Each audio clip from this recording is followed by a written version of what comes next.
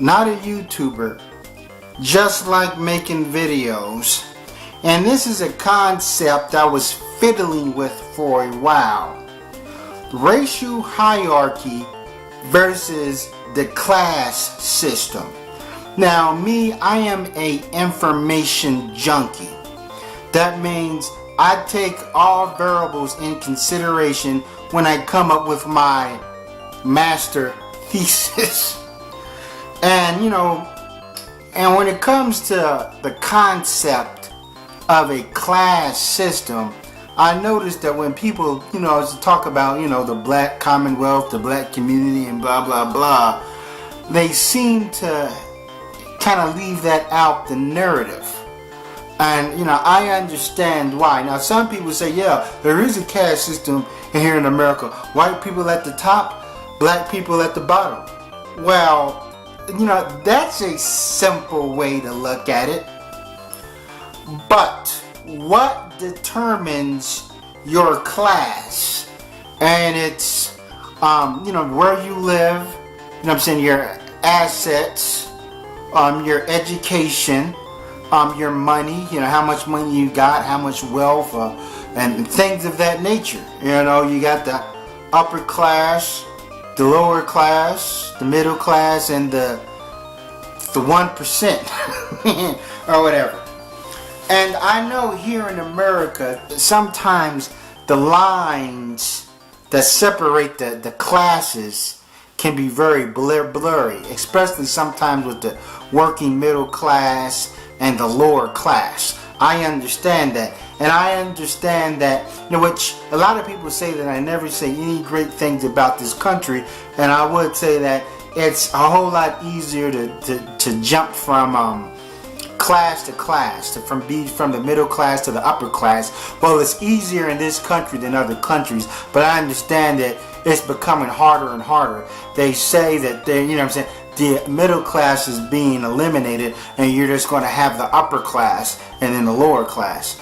And and a lot of times when I talk to whites, liberal whites, they say that, oh, it's not about race anymore, it's about class.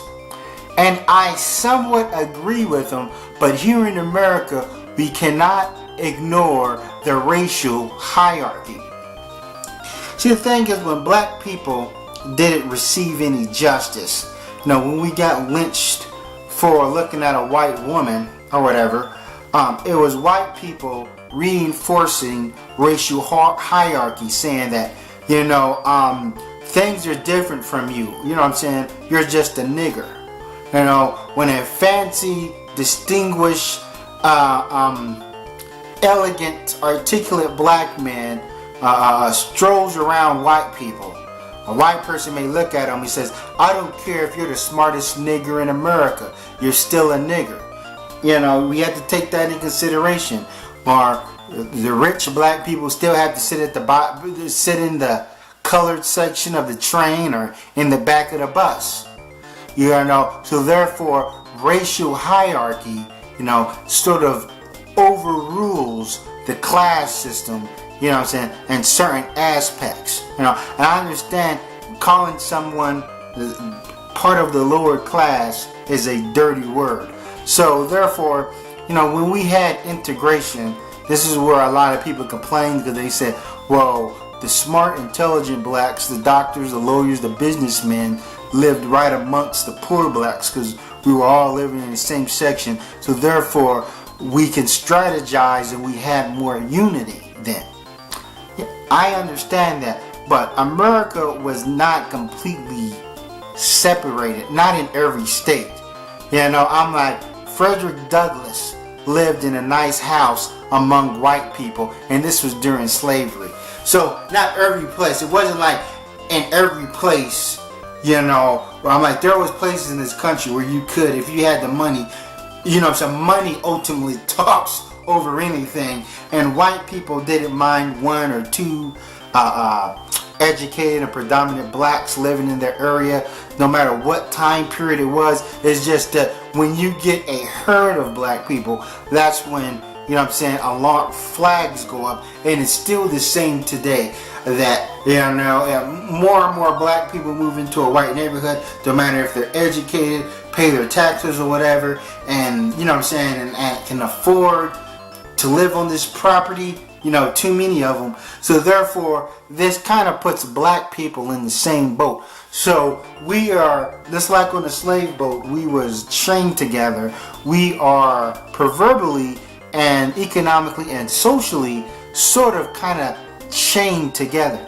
But in our subconscious, we do have to recognize a class system, because here in America, let's say America was an all-white country, or there was no black people, no Mexicans or whatever, then the class system will be front and center. Now, people like Martin Luther King and Frederick Douglass, you know, besides, you know what I'm saying, doing what they can to elevate black people and for them to stand for they get their freedom and liberation or whatever, and treated like equal members of society, they also did things, or, you know what I'm saying, it was taken into account in acts of, you know what I'm saying, helping the causes of the poor working man. You know, we know Martin Luther King, and they say that's the reason why King got assassinated, because he was going to represent the poor. And Frederick Douglass did dabble and make speeches about poor. You know, they say that, you know, during slavery, a black slave has one master, a white slave has numerous masters. Now, I completely disagree with the notion of a poor white person having as bad as a slave, you know, someone trapped in chattel. But, you know, I can sort of see their angle. But we do know that the concept of white and white privileges, this makes white people, even poor white people, feel that they're in some sort of exclusive club. That even if they're in the bottom rung of society, they still got this whiteness, that they're better than a black person. And that poor white people, especially during, you know, the Jimmy Hoffa's time, them teaming up with poor black people will only strengthen their numbers. But still, with this concept of race and a black person not being treated fair or recognized as a human being in our society, makes, in the eyes of black people, makes the racial hierarchy, you know what I'm saying, more predominant in the social order of things than the class system. But amongst white people, you know, besides them looking at black people as just dirt, they recognize the class system. Matter of fact, that's why you had Occupy Wall Street. So at the end of the day, you still have rich people getting over, exploiting the poor. You know what I'm saying? There's not a very good distribution of wealth in this country. Now, you know, the black people, you know what I'm saying, they feel that if we gather up all their social economics and things of that nature, that, you know, we can obliterate poverty in the black community, or we can end crime. And now I'm like, in a capitalist society, you have to recognize poor people are going to exist, whether they're poor because they was born into poverty, maybe they're lazy, maybe it's bad circumstances, or whatever. They're going to exist. You know, you got poor people in Africa with an African government, you know. So you have to figure, white people control all the resources, they have the power, and, you know, they control all the magic gems and sacred rubies or whatever. You know, they land, they create the laws, but they're still poor white people. Now, would you say that there's black people in this country that got more money than certain white people? Yeah. And with blacks, and I understand that the entertainment field, you know, that the rules are kind of switched up there, because you have a lot of rappers, a lot of you know, athletes that probably came from the hood and still have that hood mentality, and even though they can afford to live in Beverly Hills and Bel Air and they're multi-millionaires, they can still be, because we hear about athletes getting into shootouts and nightclubs, and, you know, of course rappers stay in trouble no matter how much money they get. That's the curse of rap music, and it kind of gives you the idea that, hey, even when black people got money and so forth, that they're still going to be cantankerous. No, these are people that, and that's the curse of the black man in America. These are people that grew up in the hood, that got a bunch of money from entertainment and not, being educated. But I understand that there are gangster rappers out there that probably do come from a good neighborhood, and they have to portray a persona to sell themselves. And that's the thing. Black people in this country don't have